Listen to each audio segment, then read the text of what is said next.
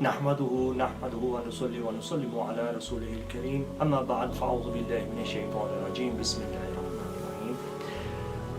The question is it permissible to use contact lens whilst fasting or contact lens solution? Do eye drops or does contact lens solution break your fast? The simple answer is no. Two things I want to mention here are, number one, again, this is an ijtihadi masla, so you will find differences of opinion, but the position that I'm presenting is a sound position based on evidence. And the second thing I want to state here is that I'm not going to go into the intricacies of the usul in terms of Islamic law, because then this post would become very complicated and it would be difficult for the general public to understand. The whole purpose is for us to benefit as a public, as an ummah, and something that we can put into practice. The first thing that you need to understand is what is the rule of law, the rule of fiqh in the Hanafi madhab with respect to breaking the fast. Fiqh states, or the usul states, that anything which enters your stomach through what is defined as a hole or a large opening in the body will break the fast. So two things: something must enter your body through a hole, number one, and number two, it must reach your stomach. If this occurs, then your fast breaks. If it doesn't, then according to the masla, the fast does not break. So the question is, what is defined as a hole or a large opening of the body? So it's the mouth, it's the nose, and it's the back passage, the anal passage. Of course, the back passage, entry into your body via that route is very uncommon unless it's for a medical reason. So effectively, your mouth and your nose, these are considered to be large holes or openings of the body. Based on this rule of the classical fuqaha and classical Islamic law, modern anatomy and science tells us that when something enters the eyes, when a substance is put into the eyes, such as eye drops, the substance can often be tasted in the back of the mouth, or it can appear in your saliva. And the reason for this is that at the corners of your eyes and your eyelids there are small, tiny, minute pore-like structures which are called the lacrimal punctus, that's in medical terminology, and the excess fluid drains from your eyes through these structures, these pore-like structures, and they collect in a small sac in the nasal canal. So the substance, the liquid, drains via these lacrimal punctus from the eye. They drained through the nasal canal to the back of the throat, and hence the taste, because they drained through to the back of the mouth. So what is the route of entry into the body for eye drops? It is not a large hole, but it is actually a minute, fine pore-like structure which I have informed you that science has demonstrated to us. Therefore, the entry of the eye drops into the mouth does not break the fast. Yes, once it enters the mouth, of course, it may be swallowed, but that swallowing doesn't break the fast, because the point of entry wasn't the mouth. The point of entry were pore-like structures in the eye. If something entering your body through pores would invalidate your fast or break your fast, then applying oils or lotions to the body would also break your fast. Why? Because they are absorbed through pores in your skin, and they enter your bloodstream through your vascular system in your skin, and it's distributed around your body. But the case is that Sharia permits the use of applying oils on the body or applying lotions onto the body. These things do not break the fast.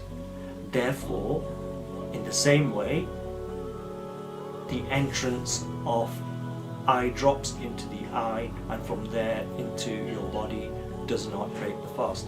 It would be different if you took a bottle of eye drops and you drank it. Then of course that would break the fast, because the route of entry would be the large hole of the mouth, not the minute pore-like structures, the lacrimalia puncti in the eyes.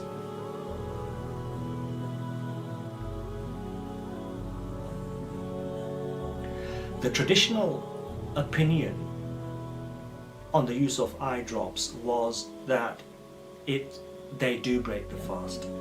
And the reason for this is that the fuqaha at the time thought that the route of entry from the eye to the mouth were large holes, and therefore they said that the entrance of the eye drops from the eyes to the back of the throat and then from there into the body, this breaks the fast.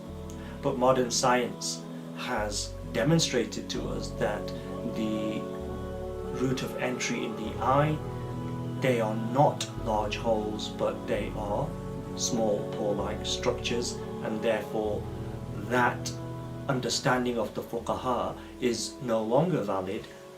Modern information, science and technology has allowed us to update our knowledge and our information, and we now have more accurate knowledge to say that the openings are not holes, but they are pore-like minute structures. In addition to this, there are numerous ahadith of the Prophet ﷺ where the Prophet ﷺ used gall, or as we say in the subcontinent, surma, in the eyes during fasting. And in one narration from Tirmidhi Sharif, a Sahabi was instructed to use gall by the Prophet ﷺ in his eyes whilst fasting to assist in an ailment of his eyes. He came to the Prophet ﷺ with an ailment of the eyes, and the Prophet ﷺ advised him to use gall, and this was during fasting during Ramadan. Now we all know that if you apply gall or surma to the eyes, it can often appear in the back of the throat. If you spit a little while after applying gall or surma in the eye, then there will be a black color in the saliva. Again, this shows that it does travel from the eyes to the mouth and it can be swallowed. But if this broke the fast, then the Prophet ﷺ would never have allowed the use of gall or surma during fasting, and he would have prohibited this. So it shows that the Prophet ﷺ knew this occurs, and also it demonstrates that the Prophet ﷺ taught us that this does not break the fast. For these reasons, eye drops can be used during fasting, and the opinions of some that it is not permissible is based on lack of information on the anatomy of the eye and on their questioning of the sihat, the validity of the ahadith. These ahadith have been accepted by all the fuqaha, by all the four schools or the four popular schools of Islamic law, and they have been accepted by the four imams according to the usuls of hadith, and these ahadith can be used for istidlal, for the evidencing and ascertaining of rules and laws, and as such they have been included in all the classical texts to show the permissibility of gall. Moving on from this, the proponents of the view that eye drops do break the fast, this is based on the opinion that the opening of the eye was a hole not a pore.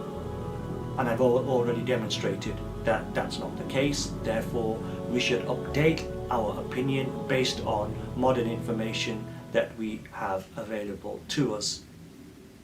Now, some say that the hadith of the permissibility of qawl is khilaf qiyas. In other words, what they say is that the use of qawl should break the fast because it enters the mouth, but the Prophet ﷺ, because he allowed it, therefore qawl itself is permissible, but nothing else is allowed to be used in the eye. However, we would like to differ and argue with this, and would like to say that in fact this hadith is not khilaf qiyas, but is in fact in accordance with qiyas and in accordance with science and the anatomy of the body and the eye. The Prophet ﷺ was fully aware of the anatomy of the eye. He had full knowledge that the entrance of the qawl or anything in the eye, it enters the body through the pores in the eye, not large like holes. And it was the fact that the Prophet ﷺ had this knowledge that he said that qawl is permitted, and therefore anything else which enters the eye is also permitted and does not break the fast.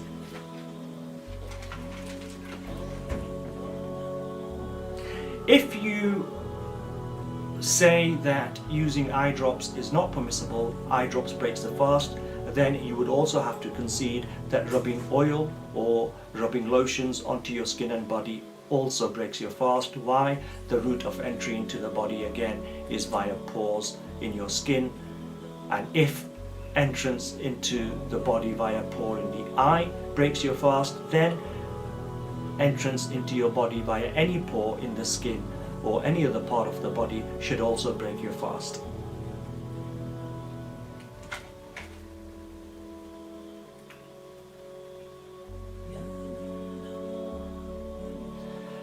With respect to contact lens solution, again, same principle as eye drops. They are used to wash contact lenses, and when the contact lenses are put into the eye, naturally there will be lotion which is still in contact with the lens, which will then enter the eye, and there is some possibility that it might enter the body through those pore-like structures, the lacrimalia puncti in the eye. The contact lens solution may travel via those into the back of the mouth and enter the body that way. Again, if that does happen, it is not a problem, because the entrance into the body is via the pore-like structures, not via large holes, not via the mouth or the nose or the back passage.